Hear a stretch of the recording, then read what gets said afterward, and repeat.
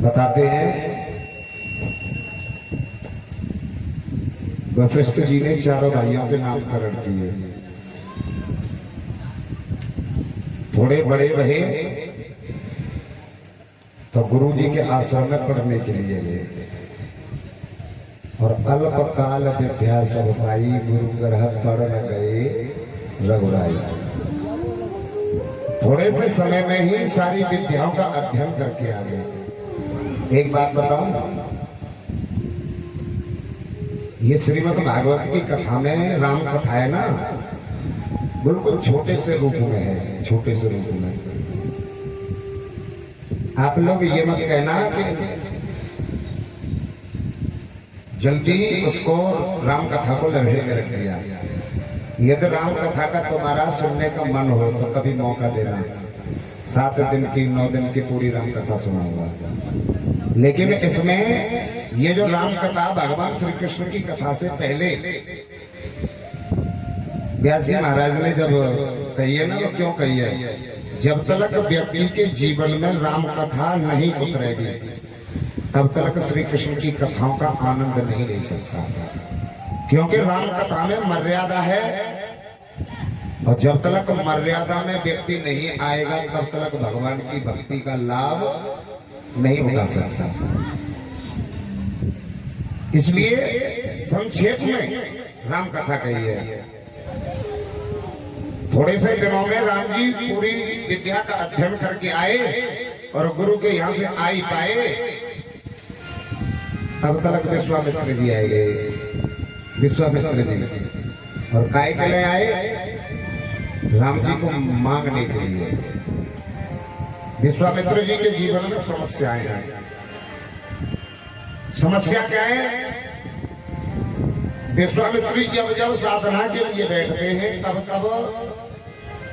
उनकी साधना में विघटन डालने के लिए कभी सुबाहु आ जाता है, कभी ताड़का आ जाती है, कभी मारीच आ जाता है, लेकिन ये साधना करने नहीं देते। थोड़ा सा इसे आध्यात्मिक दृष्टि से खोलूं। विश्वामित्र हैं साधक और हम सब लोग इस कथा में भी आए हुए हैं। आप कथा पंडल में बैठे हो, साधक साधना को साधे ही बैठे हो और साधक के जीवन में कुछ समस्या आती है, अड़चन आती है। वो क्या आती है? ताड़का के रूप में आती है वासना। गोस्वामी जी ने जो मानस में लिखा है ना, ये ताड़का को दिया है आध्यात्मिक दृष्टि से वासना। जब जब साधक साधना पर बैठता है तो वासना उसे पूरा नहीं करने देती। कभी आ जाता है सुबाहु, और सुबाहु है द्वेष। साधना के मार्ग में अड़चन डालने वाली, विघन डालने वाली द्वेष भी आता है। मारीच क्या है? मारीच है राग। ये वासना, द्वेष और राग किसी भी साधक को जब जब साधना पे बैठे तो समझ लो ये विघन डालने के लिए आ जाते हैं और ये साधना नहीं करने देते। गाधे तनय मन चिंता व्यापी, हरि बिनु मरहि ना निश्चर पापी। विश्वामित्र जी के जीवन में चिंता सताने लगी कि मैं तो अब तक अपने बल पे करता ही रहा, मोह जितने जोर लगाने का वो लगा ले, लेकिन अब मुझे पता है कि अब मेरे बल पे कुछ होने वाला नहीं है। बोले तो अब समझ में आई, सेवक से प्रभाव बिन भवन तरई पुरगात। मैंने तो जितने जोर लगाए उतने लगा ले, अब मुझसे कुछ होने वाला नहीं है। तब मन में आई, जैसे आदमी अपने बल पे करते करते करते करते और कोशिश करते करते हार जाता है ना, तब कहता है भैया पूरी कोशिश कर ली, अब हमारे बस को अब तो जाए कोई और ही साध सकता है। गाद तनय मन चिंता व्यापी और हरि बिन मर ही न निश्चर पापी। अंदर के विकारों को अपने बल पे भी मारा नहीं जा सकता, उसमें दूसरे का सहयोग होगा तब विजय प्राप्त होगी।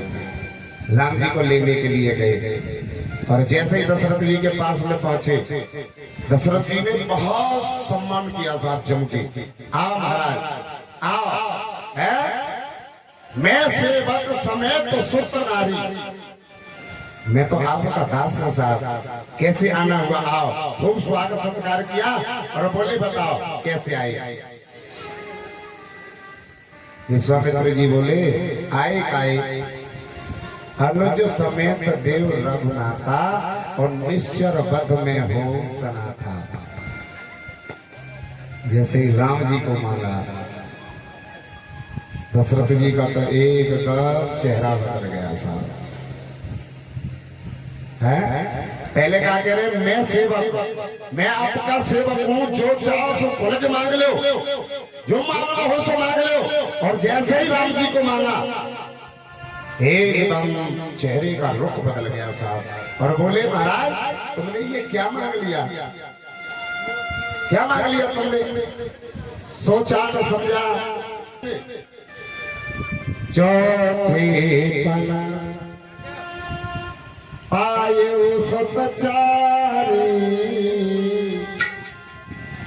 बेटा वचन नहीं कही हूँ बिचारी। तुमने सोचा न समझा और ऐसे मांग लिया।